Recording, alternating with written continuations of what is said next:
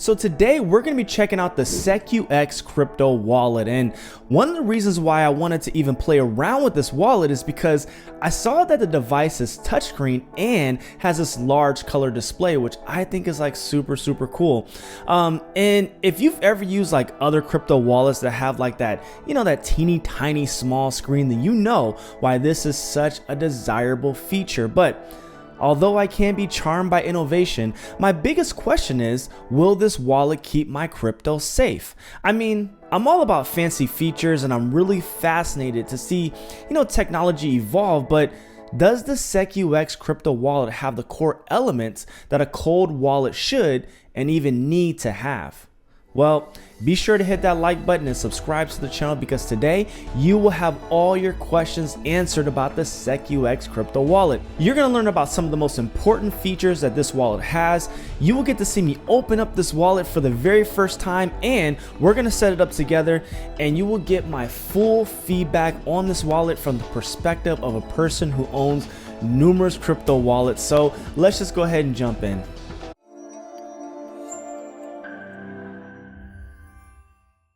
So as I mentioned, on paper, the SecuX has some really attractive features, and I'm excited to open up this box with you and talk about some of those features and see together like how viable they really are to an actual crypto investor. But first, I want to highlight the product we will be exploring today. You see, if you visit the SecuX website and go to the products page, you'll notice that there are actually a few different wallets and seed backups that the company offers. And so today we will be looking at the SecuX V20. And just for a little context, the SecuX Nifty is for NFTs, and the SecuX V20 and W20 are cryptocurrency wallets. And if you're wondering what's the big difference between, the V20 and the W20, me too, honestly. I looked into this, and as far as I can tell, the only difference is in, well, of course, the shape, but also in the type of USB cord that you can use with the device. The V20 uses a USB Type-C, and the W20 uses a micro B USB. So if that matters to you, then purchase accordingly. So when my SecuX V20 arrived, I was like immediately pleased with the packaging. The overall aesthetics of the box makes me feel like I'm opening like a worthwhile product or like a valuable product. But something I was far more impressed by was in a very small detail that SecuX included. To access the device, I had to peel back a small black sticker, and as I peeled it back, you can see right here, the word void and open appeared on the sticker. I love this touch, because if my device was like somehow intercepted before reaching my house, this little sticker would be my first line of defense and could potentially let me know if my product was tampered with.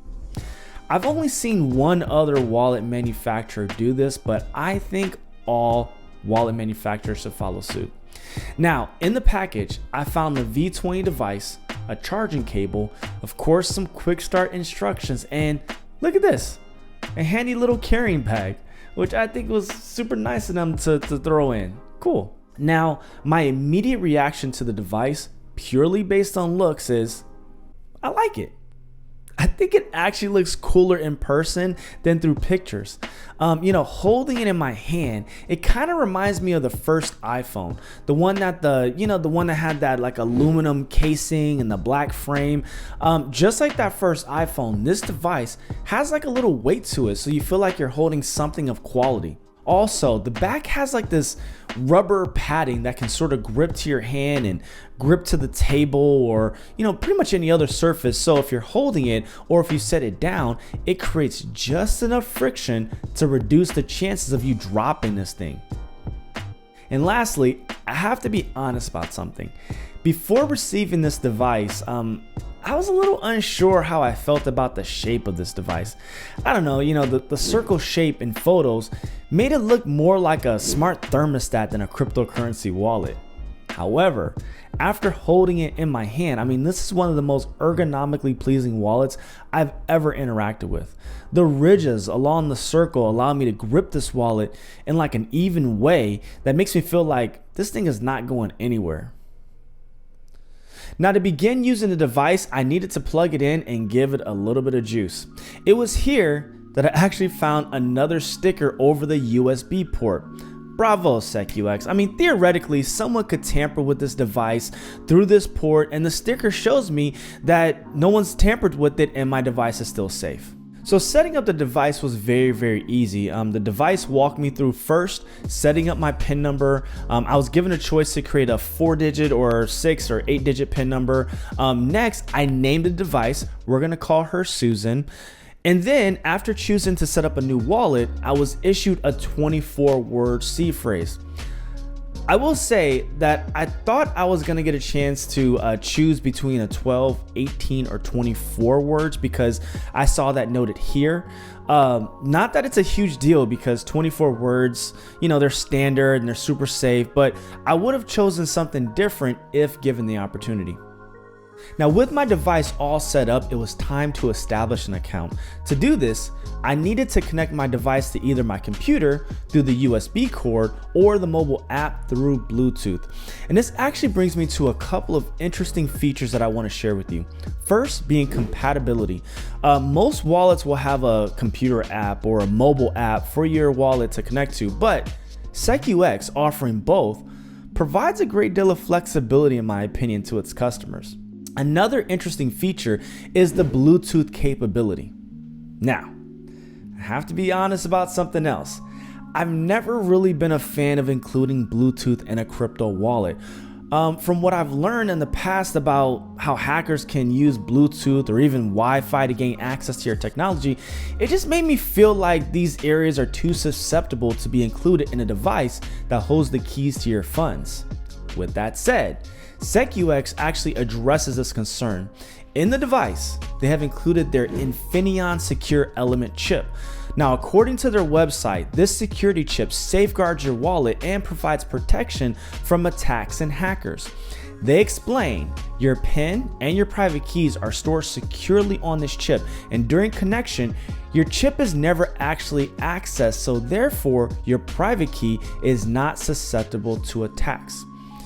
So this security chip is an interesting feature because it offers users like peace of mind in using their Bluetooth capability. And you're able to do so knowing that if a hacker is lurking in the shadows, your most sensitive data is still safe. So let's check out this Bluetooth functionality. So I needed to head over to the App Store to get the app, but when I got there, I have to say, I was a little confused. I noticed that there was 2 different SecuX wallet apps. Now, maybe I can use either one, but because I was nervous that one may be a fake app and might steal all of my money, I went to their support section to investigate. After checking out their how-to guide, it looks like the one with the white logo is the correct one, so I ended up downloading that one, but they should really offer some clarification on why there's 2 apps and what's the difference between the 2. Once downloaded, I enabled Bluetooth and set up my password, and then I was ready to pair my device. The app immediately found my device, but it prompted me to update the device's firmware. Now, I always take advantage of this because sometimes that update may include security patches, and I want to take every effort to protect my bag. So to do this, I needed to download another app, their firmware app. And I'm really feeling like this should have probably been included in their wallet app. I mean, why not? Anywho, once updated and back in the wallet app, I needed to create an account. To do this, I just hit the create account button, and then I was taken to a list of assets.